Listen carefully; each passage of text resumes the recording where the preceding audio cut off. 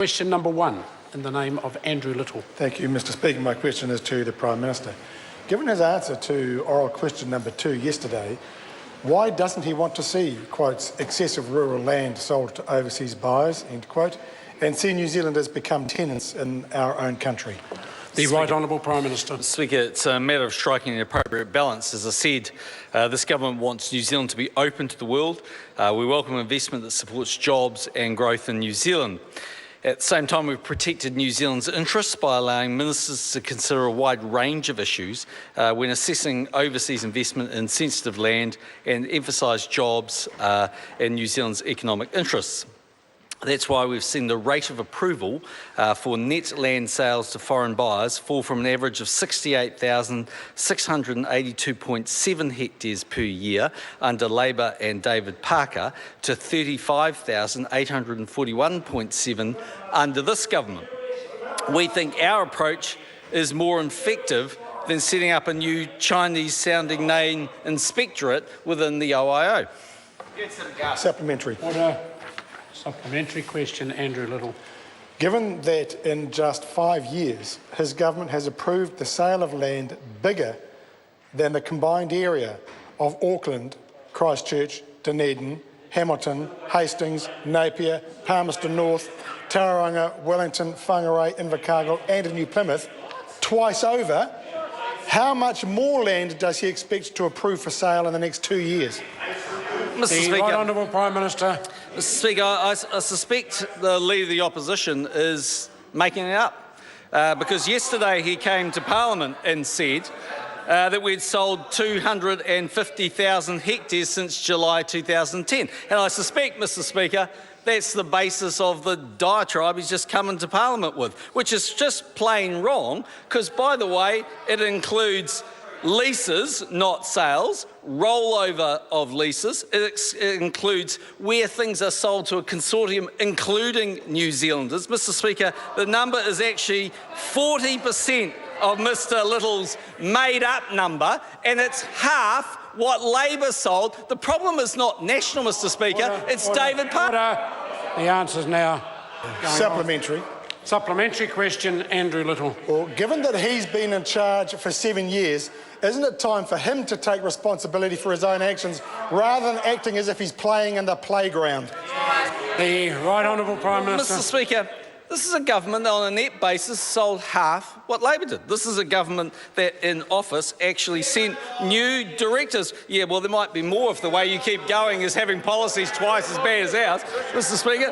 So, Mr. Speaker, this is the government that directed the OIO with 2 new considerations under the benefits test, including an economic interest factor and a new mitigating factor. Mr. Speaker, every time the Leader of the Opposition comes to Parliament, he comes arguing about something we're doing when the record of Labor in government was worse. You need to find something new. Order. Supplementary. Supplementary question, Andrew Little. So at what point does he believe too much of our land has been sold? How much is too much? Mr. Speaker, The Right Honourable Prime Minister. when David Parker is responsible for it and twice as much is sold. Supplementary question. Supplementary. Supplementary question, Tim Macindoe. Thank you, sir. What reports has the Prime Minister seen supporting the role foreign investment plays in supporting growth and jobs in New Zealand?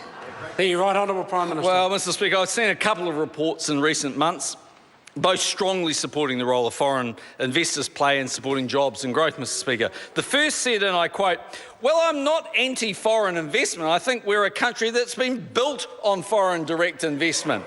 The second report called for, get this, more foreign investment in manufacturing and in the regions, and I quote, "Either state investment, government investment or foreign direct investment. Yeah, I mean both should complement each other." That was Andrew Little before he became number 8. Order. Order. Prime Minister finally got something right. Order. Yeah. Supplementary question, Andrew Little. Thank you, Mr. Speaker. Order. Order.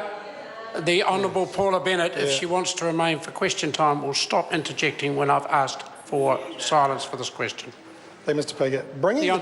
Bringing the question back to the topic of the primary question, which is land sales, what specific evidence does he have that the land sales that have happened under his watch have created jobs, in light of the fact that the Overseas Investment Office has failed to collect any evidence of job creation? The Right Honourable Prime Minister. Well, Mr. Speaker, the first thing I'd say is half of it is taking place at the rate, or it's taking place at half the rate it did under the previous government. Secondly, actually, this is the Overseas Investment Office that's controlled by the Overseas Investment Act that was actually passed by the Labor government in 2005. And thirdly, Mr. Speaker, I think it's plain for anyone to see that jobs are either created or saved, and I challenge the member to go down to the Crayfer farms, go and have a look and see whether Shanghai Pengjing has created more jobs or less jobs. Go and have a look. Point of order, Mr. Speaker. Point of order, Andrew Little. Mr. Speaker, that question related to the evidence that the Prime Minister had about job creation from these sales. I'm going to move the matter forward. I'm going to invite the question to be asked again. Thank you, Mr. Speaker. What specific evidence does he have that the land sales that have occurred under his watch have created jobs, in light of the fact that the Overseas Investment Office has failed to collect any evidence of job creation? The Right Honourable Prime Minister. Mr. Speaker, the applications that were lodged at the time the purchases were made. Supplementary. No evidence at all. Supplementary question, Andrew Little. If he really thinks it's bad for us to become tenants in our own land, why is his government doing nothing to prevent these sales?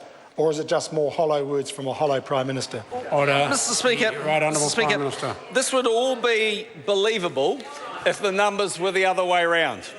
But this is the leader of the opposition whose Labor Party policies sold twice as much land.